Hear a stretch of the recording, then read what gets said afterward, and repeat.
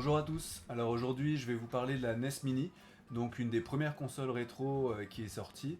Elle a été éditée par Nintendo en 2017 et elle reprend donc la NES ou la Famicom aux États-Unis qui est sortie donc en 1987 en France et en 1900 à partir de 83 au Japon.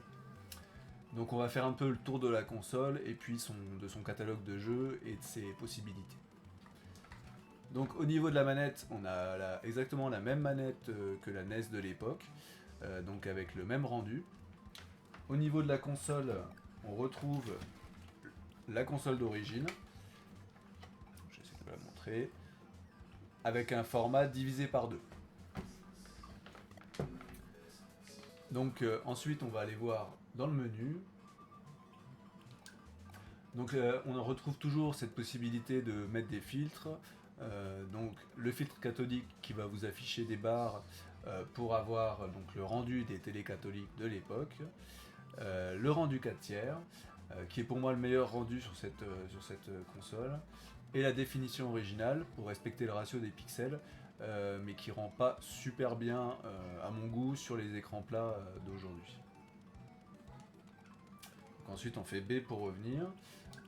Ensuite, on a quelques paramètres ici, donc la possibilité d'afficher des démos en début de jeu, l'extinction automatique pour éviter de laisser la console allumée, et la réduction de brûlure d'écran, c'est le fait de ne pas rester sur un même menu, donc il va y avoir des vidéos qui vont tourner pour éviter d'abîmer nos écrans. Au niveau de la sélection des jeux, donc on retrouve les Super Mario Bros. Donc à savoir que la NES, donc c'est une console 8 bits, donc c'est l'équivalent de la Game Boy, donc du Game Boy.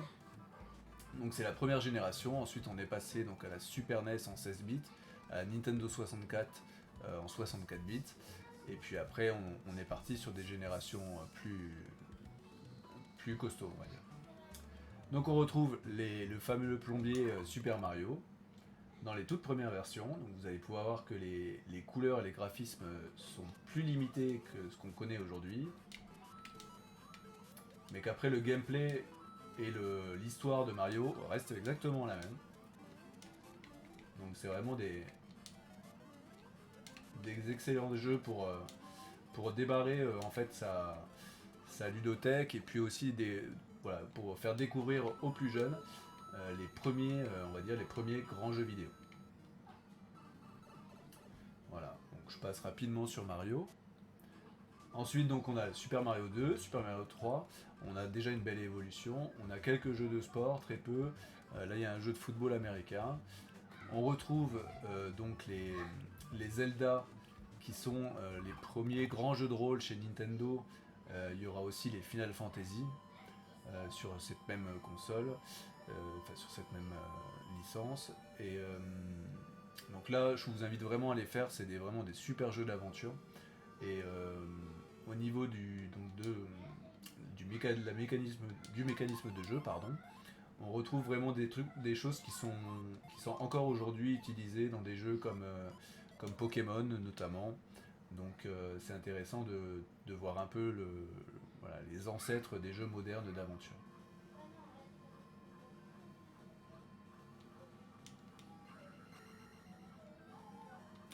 Donc là on attaque sur un jeu de plateforme. Et ensuite on part sur voilà, du format classique de jeux de rôle où on va pouvoir avoir des aventures, des dialogues et tout ce genre de choses. Ensuite, des jeux d'arcade, pur arcade, comme Bubble Bobble, des jeux comme Donkey Kong, où on va retrouver en fait la première apparition de Mario. Ça, on va regarder ça rapidement. Donc ça, on est en 1981. Donc à savoir que Mario était déjà présent dans Donkey Kong. Et donc le but, c'est de délivrer la princesse qui se trouve tout en haut de l'écran, en évitant les tonneaux lancés par Donkey Kong.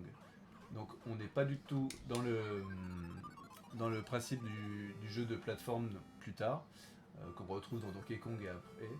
On est vraiment dans un jeu d'arcade pur. Voilà. Je vais quand même essayer d'arriver en haut.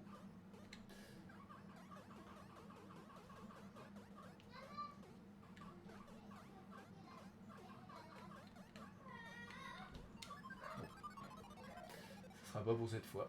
Donc après les barils arrivent de façon aléatoire et on peut sauter par-dessus. Ensuite donc les premiers beat'em up aussi comme le Double Dragon. Donc on peut aller voir que les graphismes étaient vraiment sommaires par rapport à ce qu'on a connu plus tard. Mais qu'au niveau de la jouabilité et au niveau du plaisir de jeu, il y a déjà toutes les bases des jeux qui ont fait ce genre, comme Street of Rage, comme...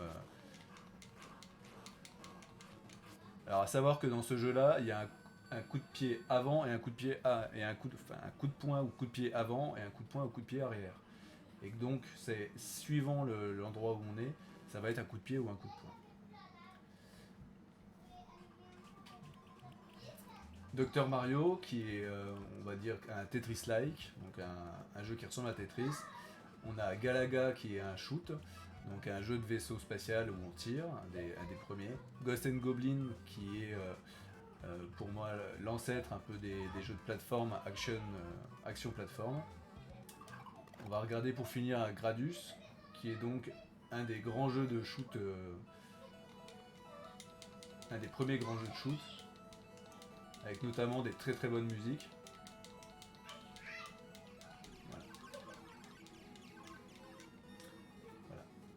Je vais passer rapidement. Donc je vous invite vraiment à découvrir cette console rétro et les jeux qui la composent. Vous retrouverez cette console dans nos kits rétro gaming et lors des ateliers Media Lab. Voilà, je vous remercie et je vous dis à bientôt. Au revoir.